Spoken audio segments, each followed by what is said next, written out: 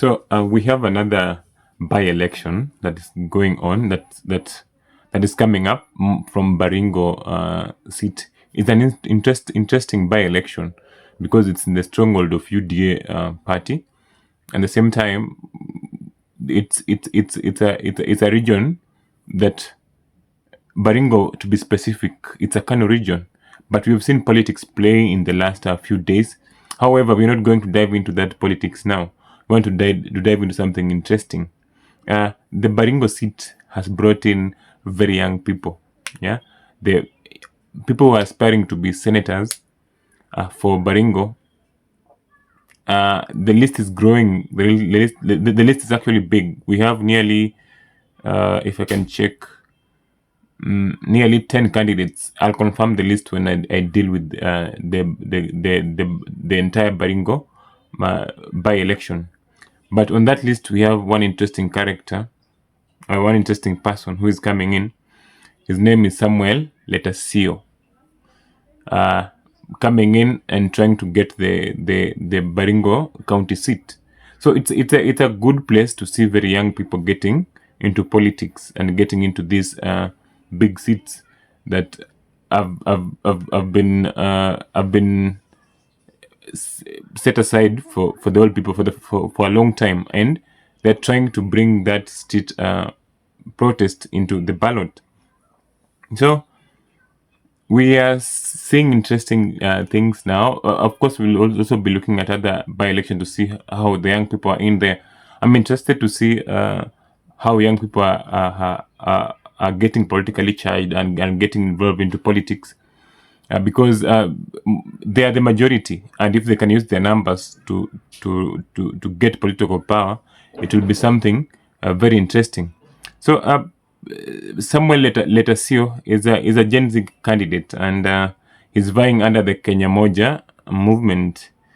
And if you can see, if you look at his posters, it's just a normal poster. So it looks like we don't know much about him, but he looks like a very young and a very young man who is coming up and taking up the big roles and vying for that seat, for the Baringo seat. It's a very huge seat, and I want to wish him luck. Even before I go far, I want to wish him all the best for the courage and congratulate him for the courage that he has taken to vie for this seat. Because if you can see that seat has been left empty. The person who was there previously was the previous election was Gideon Moi.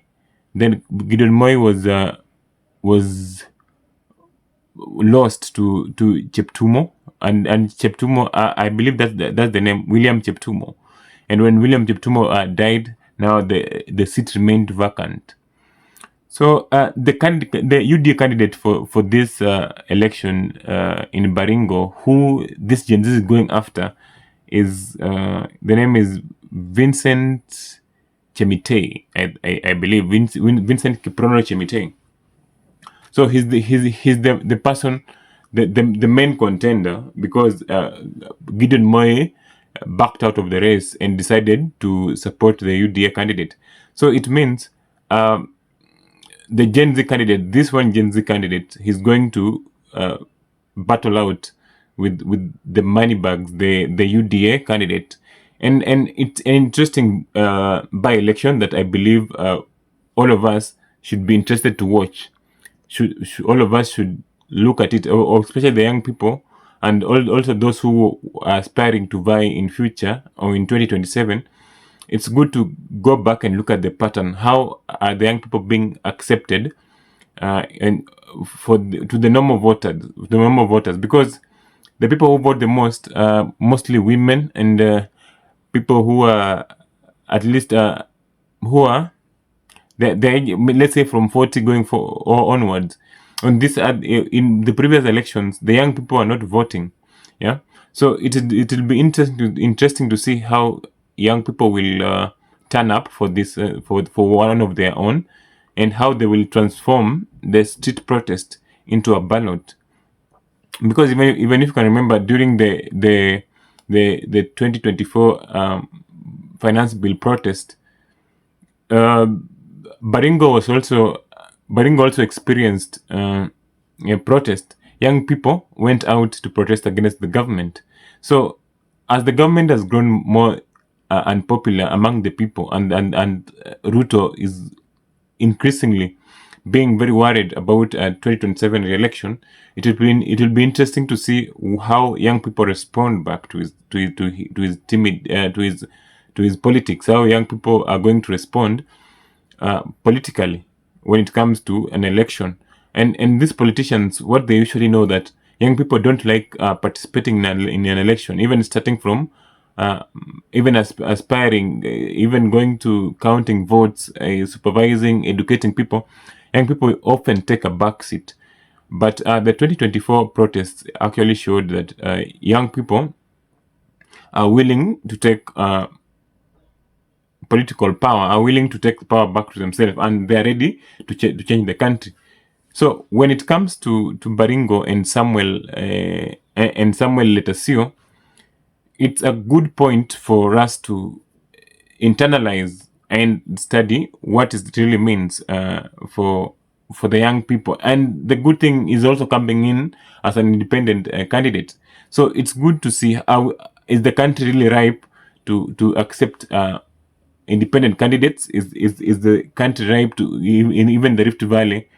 Is it ready to move away from the tribal politics that they have? Because if you can see what UDA is doing in Rift Valley, especially the Baringo seat, when they convinced Gideon Moy to cross over, the meeting after that was done in Kalenjin.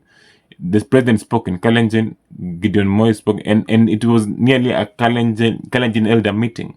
So if we are getting in a young person, and the people, us young people who have coined ourselves as tribeless, are we going to move away from the tribal narrative that has been there for a long time? Are we going to abandon our community elders who tell us to vote in a certain way and vote for and bring our vote and put tribalism away and come in to vote for the country, for the person we believe is better? So I'd want to know how. I'll be keeping a very keen eye on Baringo seat. I'll also be keeping an eye on Malava. Then also another Gen Z candidate for Magarini, I believe, a 25-year-old who's also coming in. So it's a good thing to see the young people coming this strong, and I hope by 2027 we'll also have more young people going for these seats. We are not just going in as voters. We want to go in as aspirants to go in to take political power, because as it's always said, power is not given, power is taken, and the best way to take this power is by voting. Yeah, we've tried street protests for quite some time, and we've not had some of the best outcomes. We've lost our friends, we've lost our comrades due to the brutal force that the government responds to protest. So I've seen a lot of mobilization around Samuel Letasio, which is good. And they are a group of people who are willing to go to Baringo and campaign for this young man. So in the coming days, we'll look at it and see how does it convert. But I want to say congratulations to Samuel for getting that ticket to vie, and just go. We hope the response from people from the ground, people from Baringo, it will be a good response that will give more young people power and encouragement to go in. We hope he gets this seat as a sign of protest. Like, people should protest, and protesting means not voting for the UDA candidate because is supporting the president. So no matter the money that is coming there, no matter the influence that is coming to Baringo, we'll see how the people of Baringo are going to respond to it. And if they have the people of Baringo have heard the cries of the young people and are willing to support them as they go into political into political life and take charge of the country. So that's what I've seen that, and I saw it fit to comment about it, and also encourage the young people to go for these political posts, not only go in as voters, but also to seek political positions. I'll leave it at that. I've been your host, Hopkins Keboy, and this is the Hopkins Experience. We'll be keeping a lot of an eye on all the political by-election seats that are coming up throughout the country. I'll list them here. I'll list them as in the next post to discuss each of the by-elections that are coming up, the critical ones in the country. So until the next video, please watch, subscribe, share the video to those who might be interested. Thank you so much.